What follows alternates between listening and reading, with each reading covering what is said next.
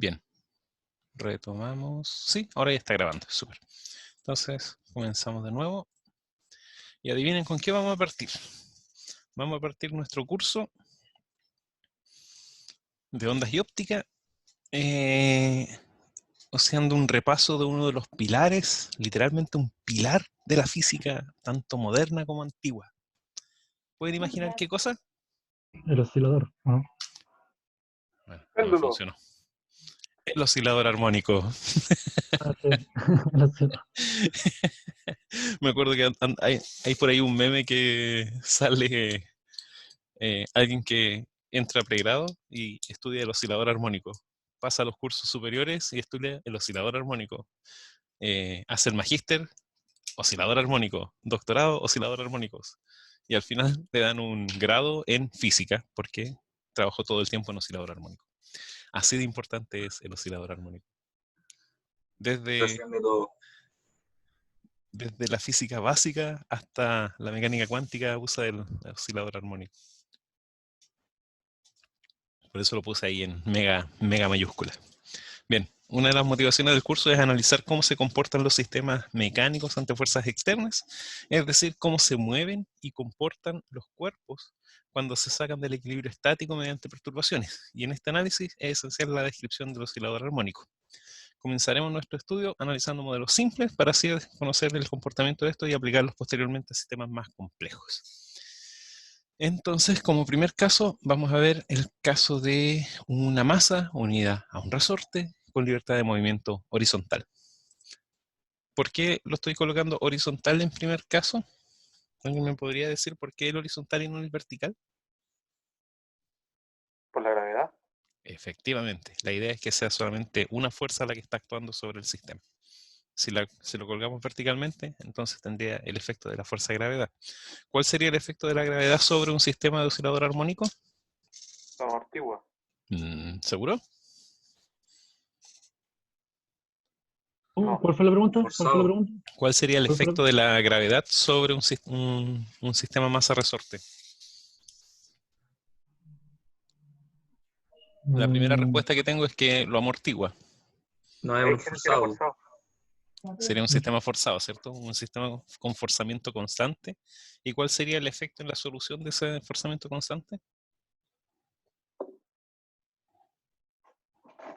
¿Cómo expresaría eso en la solución? ¿Serían dos soluciones o no?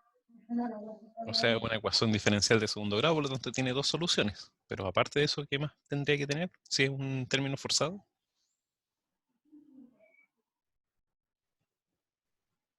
¿Alguna constante? Sí, se agrega una solución particular y esa solución particular para el caso de la gravedad es un término constante. Y ese constante corresponde justamente al desplazamiento del punto de equilibrio de la masa. Todo calza. Eso me Vamos refería con las dos soluciones, o sea, una particular y una homogénea. a McGuinness, claro. Sí, digamos que sí. Vamos. Bien. Si sobre el sistema masa-resorte de la figura realizamos una perturbación, desplazando la masa hacia alguno de los lados, ¿cierto? El resorte ejerce una fuerza de restitución proporcional al valor del desplazamiento, lo que se conoce como ley de Hooke. ¿Conocía esa ley, cierto? Súper. Donde K corresponde a la constante elástica del resorte, X sub I es la posición de equilibrio, X es el desplazamiento de la masa con respecto a la posición de equilibrio y XF es la posición final de la masa. En este caso, el XF y el X serían ambas funciones del tiempo, ¿cierto?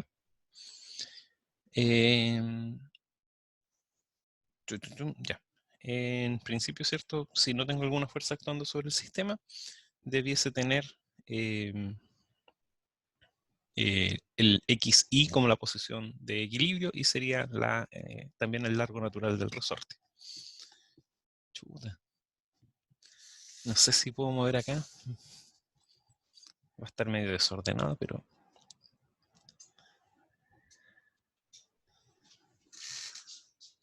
No alcanza a llegar.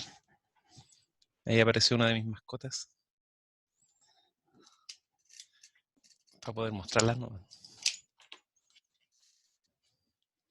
Estoy desarmando mi sistema de ingeniería. La canela. Y se arrancó. ¿Canela se llama? Canela. Ya, vuelvo a lo mismo.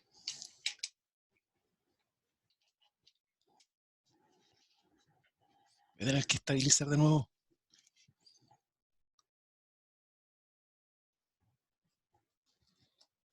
Disculpen. Chan, chan. No tan mal. No tan mal. Ya.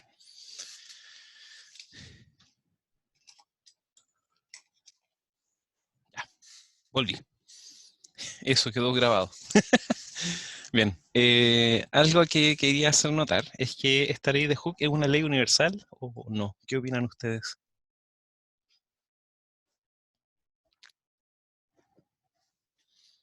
¿Aló? ¿Se me fueron? ¿Quedé solo? No. Ah, ya. Eh,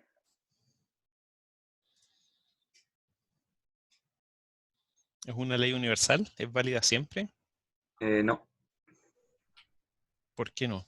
depende del resorte. pensamiento. Y tiene como un rango entre que tiene ese comportamiento que es lineal. Efectivamente. Eso era un poquito lo que les quería mostrar. En general, esta curva es moderadamente válida para todos los materiales, moderadamente. Hay algunos que tienen un comportamiento un poco distinto, pero en general toda la materia tiene una región que corresponde a una región elástica, en la cual la deformación que sufre el material es proporcional a la tensión que se le aplica o viceversa. Eh, y eso es lo que se conoce como región elástica. Después hay una zona que se conoce como zona de fluencia del material, donde el sistema deja de ser elástico y pasa a tener deformaciones permanentes, y después ya tienen la región plástica, que efectivamente el comportamiento del material ya perdió sus propiedades, por así decirlo, mecánicas, y en esta zona ya la ley de Hooke no es válida. O sea, la ley de Hooke es solamente para esta región de acá, que es la región elástica de todos los materiales. Pasando, ¿cierto?, esa región, pasando un punto crítico acá, el sistema ya queda deformado de forma permanente y se pierde esta relación lineal entre, o esta proporcionalidad entre la deformación y la fuerza aplicada. ¿Conocían eso? Un poco. Súper.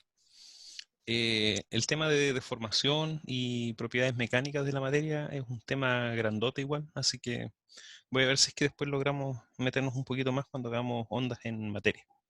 Ahí podemos darle un poquito más de detalle a esto. Pregunta, ¿han visto algo de tensores? Sí, en método 1. Yo Como elemento matemático. Sí, en método 1. Sí, pero no, digamos. Ya, lo vieron poco entonces. Sí. Ya. O sea, yo lo alcancé a ver, yo creo que bien, pues lo vi con Julio en su tiempo. Seguro, con don Julio Valdés. El mismo, Bien. Julito. Bueno, ahí vamos a ver después porque se puede definir el tensor de formación, y en ese se puede, aparecen varias cantidades, no solamente. Dentro de este tensor estaría también estas constantes elásticas o constante de Hooke de los resortes o de los materiales. Bien, sigamos. Volvamos a nuestro sistema masa-resorte, ¿cierto?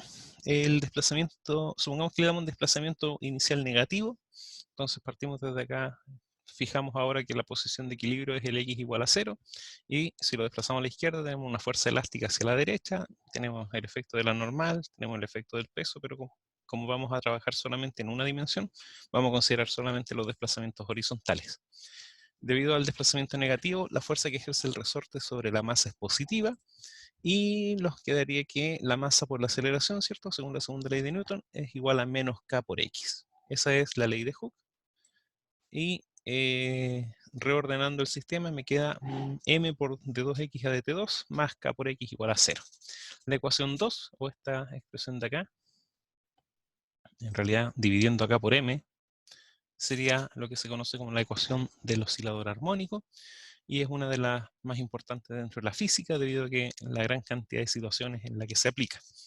Entonces, esta segunda derivada de x más una constante por x igual a 0 es lo que se conoce como la ecuación del oscilador armónico. ¿Cómo la solucionamos? Para resolver esta ecuación de segundo orden se puede recurrir a varios mecanismos. En particular, utilizaremos 4 soluciones o 4 ansatz que se pueden utilizar como solución para la ecuación del oscilador armónico. Pregunta, ¿conocen estas 4 expresiones? ¿O logran ver las diferencias que hay entre ellas? Sí. Yo la primera, la segunda, no mucho, y a la tercera entramos pero tercera es notación compleja, la misma de arriba, ¿no? Claro, es similar a la de arriba y la cuarta igual es notación compleja. Ya. Pero Bien. la cuarta es lo mismo. Sí, Cada por lado. eso, son 4 ansatz, son todas solución y son todas en realidad relacionadas entre sí mismas. La pregunta es, ¿son estas expresiones distintas? Sí. ¿Hay alguna que sea mejor que otra? Va a depender de la aplicación en la que estén trabajando o del área en la que estén trabajando. Y aquí podemos hacer un primer ejercicio. ¿Cómo podemos pasar de una solución, por ejemplo, de la solución 1, que es la más común, a la solución 2, por ejemplo? Como si yo me dicen, la solución de mi problema es 5 coseno de omega t más pi tercio radianes. ¿Cómo lo puedo expresar entonces como la solución a 1 coseno de omega t más b1 seno de omega t? ¿Lo pueden hacer? Ahora, como para que vayan soltando la mano con el cálculo.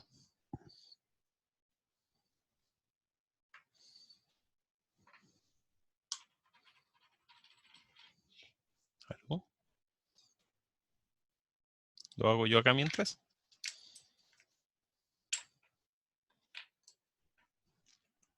Voy a hacer el paso del 1 al Profe, 2. ¿Sí?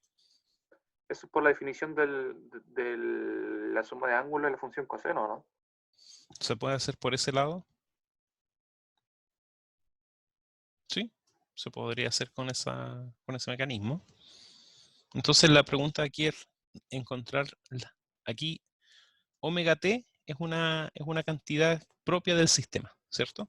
Entonces lo que nosotros podemos ajustar dentro de las soluciones son, en el caso de la solución 1, sería A como la amplitud y Φ1 como la fase, ¿cierto? En la solución 2 sería A1 y B1, ¿cierto? Esas serían las dos constantes que puedo ajustar. En la 3 sería A2 y B2. Y en la 4 sería nuevamente A3 y Φ2. Esas serían las cantidades que se pueden ajustar. ¿Sí? Entonces la pregunta es, si a mí me dan la primera solución, ¿cómo puedo expresar A1, B1 en términos de A y Φ1? ¿Cómo puedo expresar A2 y B2 en términos de A y Φ1, etcétera? ¿Sí? Entonces, efectivamente, voy a hacer el paso de la primera a la segunda. A la segunda. ¿Sí? ¿Se alcanza a ver bien ahí o no? Profe, una consulta. ¿Sí? Por ejemplo, habían casos cuando uno tenía cuando era por casos críticos, subcríticos, eso, ese tipo de soluciones. Como casos críticos. Es que estaba cuando el oscilador era, no sé, el resorte era crítico, subcrítico. ¿Y esta cuál sería? Que no me acuerdo muy bien eso. Que eso que Ah, sería como para los forzados, ¿o no? sí, no, eso viene más adelante. Mm. Sí, eso todavía, por ahora, este es un repaso, pero eso todavía no lo hemos visto.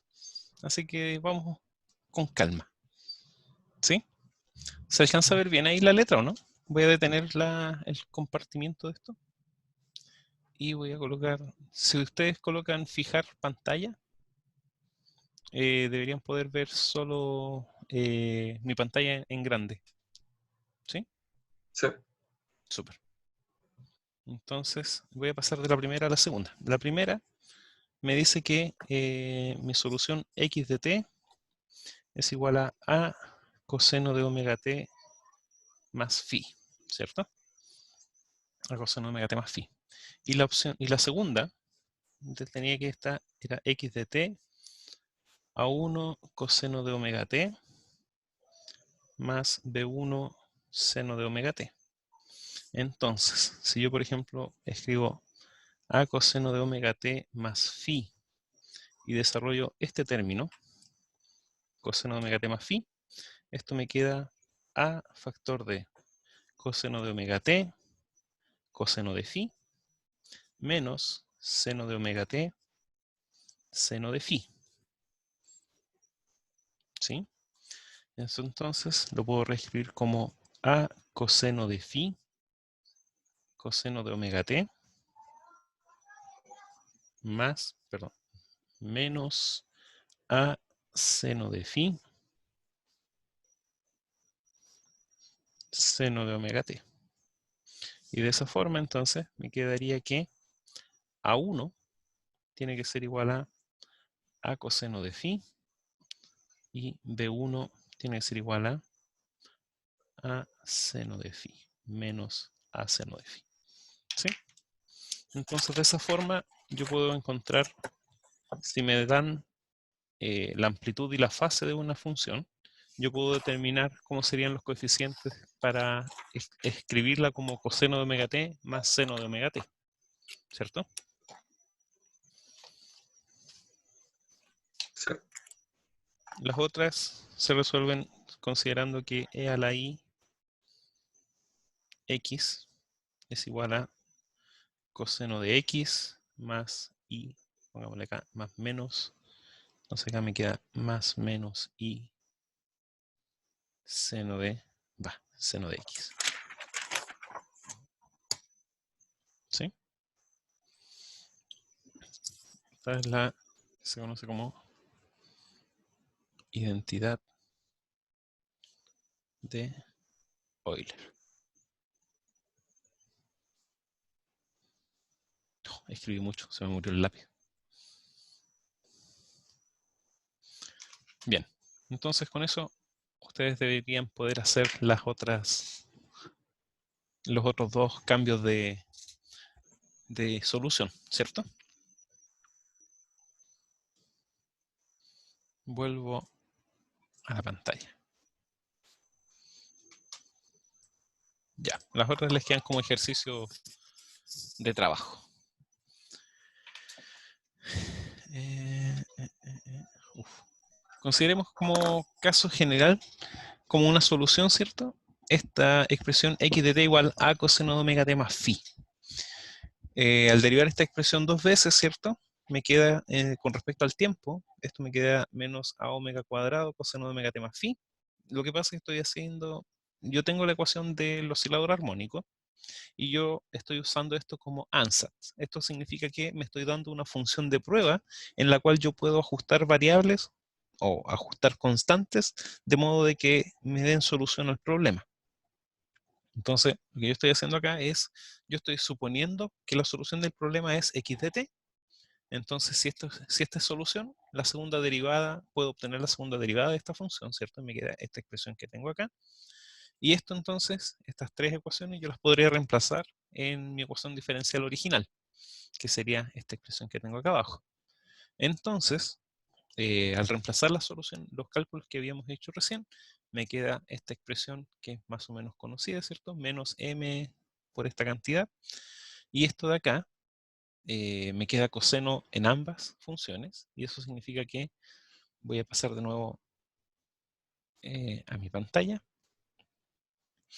Me queda m factor de menos a omega cuadrado coseno de omega t más k factor de a coseno de omega t, y eso me queda igual a 0. Por lo tanto,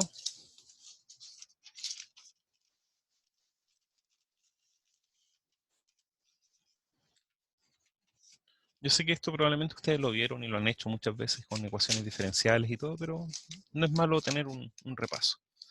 Entonces, esto de acá me queda como, voy a pasar dividiendo el m y me queda menos a, no, dejémoslo así, menos a omega cuadrado coseno de omega t más k sobre m por a coseno de omega t igual a 0.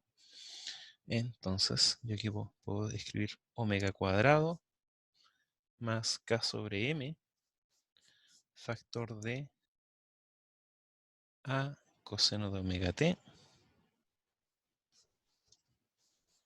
igual a 0. De aquí, esta expresión, eventualmente para algunos casos puntuales, puede ser 0, pero no lo es siempre.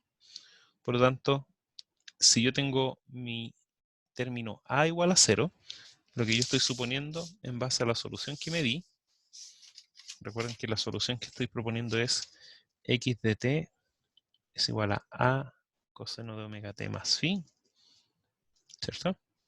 Si yo hago que A sea 0, eso significa que yo estoy suponiendo que mi solución es x igual a 0. Y eso significa que no tengo movimiento, no tengo dinámica, pero sí es una solución. O sea, si esto fuese, si A fuera 0, la solución sería que la posición es constante.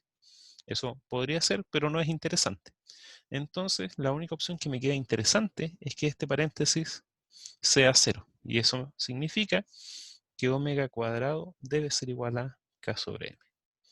Por lo tanto, omega obtenemos que es la raíz de K sobre M, ¿cierto? Y esa es la solución estándar y conocida para el caso de el oscilador armónico. Puedo volver a mi acá, ¿cierto? Y ahí es donde llego, bueno, efectivamente esto debería ser más o menos raíz de K sobre M. Si consideramos, por ejemplo, como un caso particular en que phi es igual a 0, entonces vemos que el signo de omega no es relevante en la solución y en ese caso vamos a decir que omega va a ser simplemente raíz de K sobre M y podemos despreciar el signo menos. Un análisis dimensional además nos indica que el término omega debe tener unidades de radianes por segundo y dado que al ser multiplicado por el tiempo debe corresponder a un ángulo por estar dentro de una función trigonométrica. Por otro lado, para el término K sobre M se obtiene K, que es la constante elástica, son newtons divididos por metro, y la masa está en kilogramos, por lo tanto la expresión me queda kilogramo metro sobre segundo cuadrado dividido por metro kilogramo, y eso me queda 1 sobre segundo cuadrado. Entonces, dimensionalmente nos coincide. Recuerden que los radianes en sí no son una cantidad, el radian es el cociente de dos distancias, por lo tanto no tiene una unidad verdadera. Radian no existe como tal, es solamente para identificar que se está trabajando con un ángulo. Entonces, de esta forma, definimos dos cantidades distintas que debemos tener presentes. La frecuencia angular, que corresponde a la cantidad de radianes que se recorre por segundo, y podemos definir la frecuencia de oscilación o frecuencia, que va a estar dada como omega igual a 2f igual a omega sobre 2pi, y corresponde a la cantidad de oscilaciones o números de ciclo por segundo que realiza un objeto. Y la unidad de frecuencia es el Hertz, con símbolo H mayúscula Z. El recíproco de la frecuencia corresponde a lo que se conoce como el periodo de oscilación o simplemente periodo de oscilación, y está dado como 1 sobre la frecuencia. Esta cantidad cuenta cuánto tiempo tarda en completarse un ciclo y se mide en segundos. ¿Sí? ¿Cómo van hasta ahora con eso? Bien. Hasta ahora todo claro, ¿cierto? Creo que estamos como en la hora, pero me quería tomar 5 minutitos para hacerles una pregunta. O sea, no una pregunta, un desarrollo que es más o menos cortito. Ustedes me decían que no han visto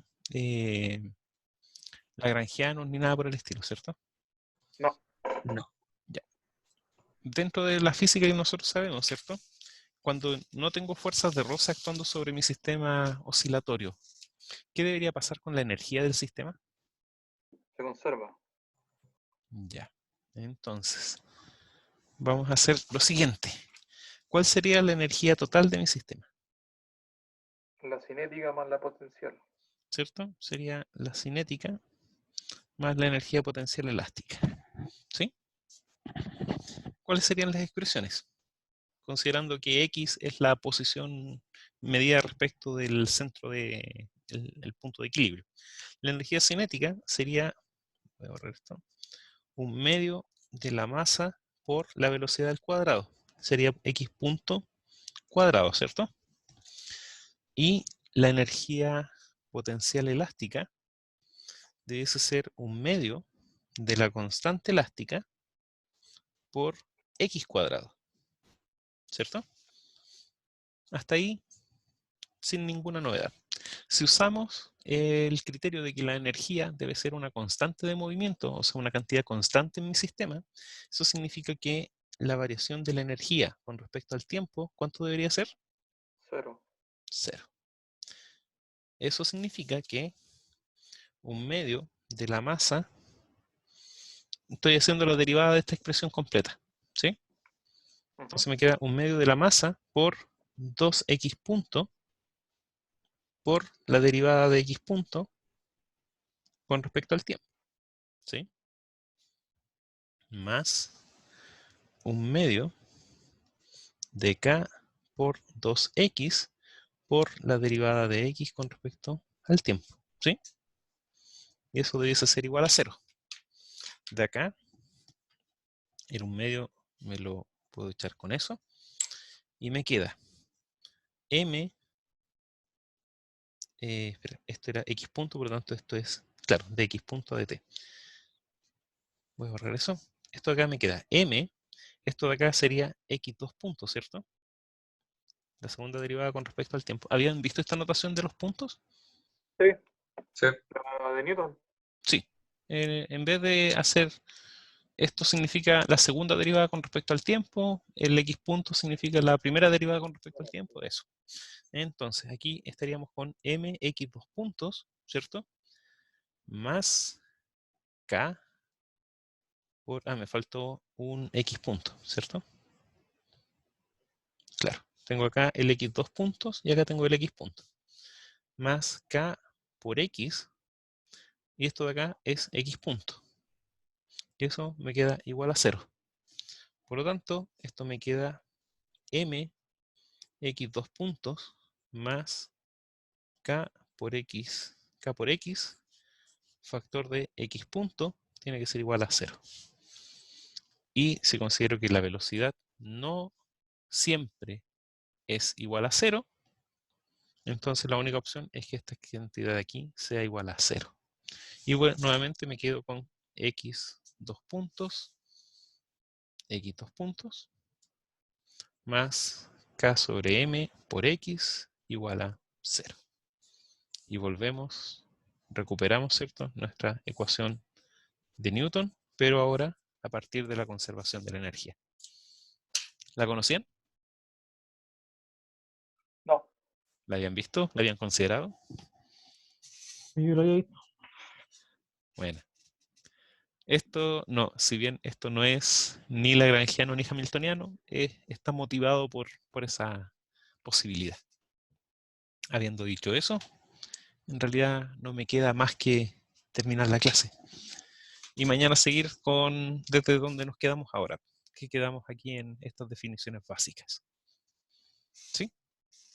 ¿Tienen alguna duda? Voy a detener la grabación ahora.